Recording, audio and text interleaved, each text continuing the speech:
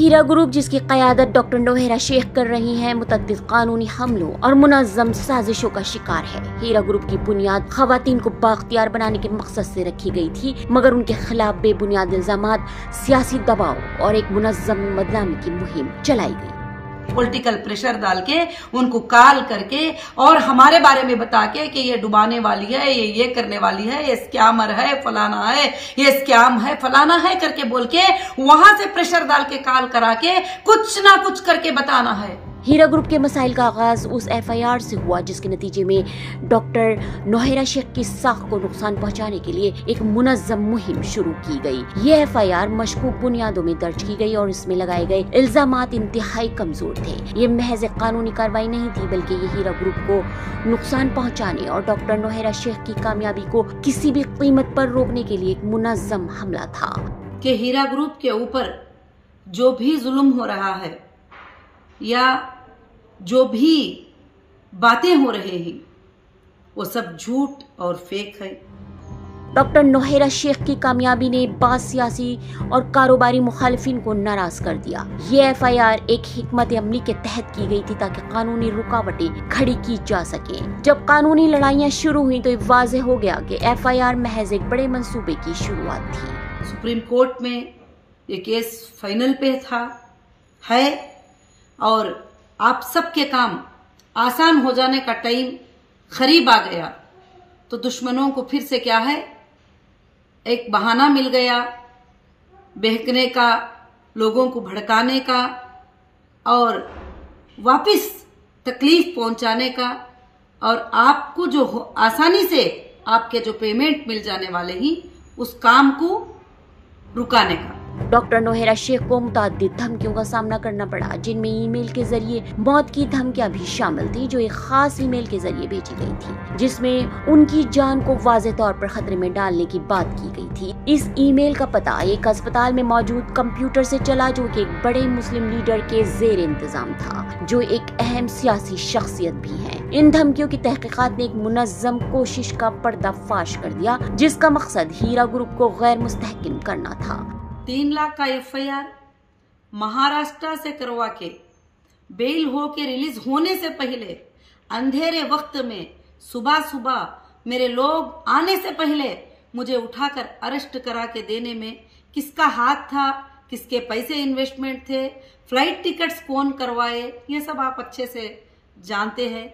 ये सब कुछ आपको जानकारी है। ब्लैकमेलिंग के सबूत होने के बावजूद हक्काम की जानिब से सुस्त रद्द-ए-अमल सामने आया, जिससे साजिशियों के हौसले मजीद बुलंद हो गए। डॉक्टर शेख ने मुसलसल हरासा किए जाने और बदनामी के जवाब में अपने सबसे शदीद मुखालिफ और मुल्क के एक बड़े मुस्लिम लीडर के खिलाफ 100 करोड़ का हतक इज्जत का मुकदमा दायर कर दिया। ये कानूनी कार्रवाई उनकी साख को बचाने और उनके खिलाफ साजिशों को बेनकाब करने की एक अहम कोशिश थी। ये हुकूमतें एजेंसियों को हाथ में ले लिए और हुकूमत पे प्रेशर डालने वाले MP असदुद्दीन साहब भी, आपको मालूम है ये लैंड भी उनके एरिया में ही आती है, जो तुम्हारे लिए 641 करोड़ को जो है सेल कर दिए, लैंड भी उनके ही एरिया में आती है। इस मुकदमे में तफसील से बयान किया गया कि मुखालिफिन ने बार बार डॉक्टर शेख पर बेबुनियाद इल्जामात लगाए और उन्हें एक बदनाम ज़माना मुजरिम के तौर पर पेश किया। तेलंगाना हाई कोर्ट का बहुत अच्छा ऑर्डर मिला और हमारी लीगल टीम ने जम के फाइट किया। आप लोगों की भी बहुत ज्यादा उसमें सपोर्ट थी, आप लोगों की भी साथदारी थी और क्लियरली उस ऑर्डर में क्लियर कर दिया कि जितने भी 10 FIR तेलंगाना में किए ही ये FIR इलीगल हैं, ये FIR हो नहीं सकते।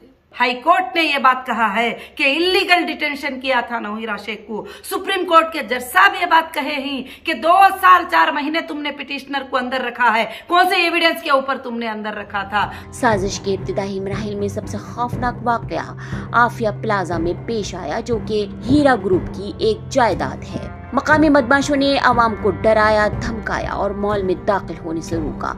इसके अलावा इमारत को बड़े पैमाने पर नुकसान पहुंचाया, तोड़फोड़ की और जान से मारने की धमकियां भी दी। इन सब के बावजूद मकामी पुलिस ने कोई फैसलाकुन कार्रवाई नहीं की। इस वक्त आप उस लैंड को देख लीजिए जो 33,000 स्क्वायर यार्ड मैंने 200 करोड़ दे के, चेक से पैसे दे के, DD से पैसे दे के, सैयद अख्तर साहब से जो परचेज करी थी, उस लैंड को देख लीजिए। वो मैंने तुम्हारे लिए सेफ किया है। कंपनी की सबसे बड़ी प्राइम प्रॉपर्टी मैंने इन्वेस्टर के लिए जमा कर दिया है, सब चीजें सुप्रीम कोर्ट में, कि अगर एक बायर नहीं लेगा तो दूसरा बायर ले लेगा।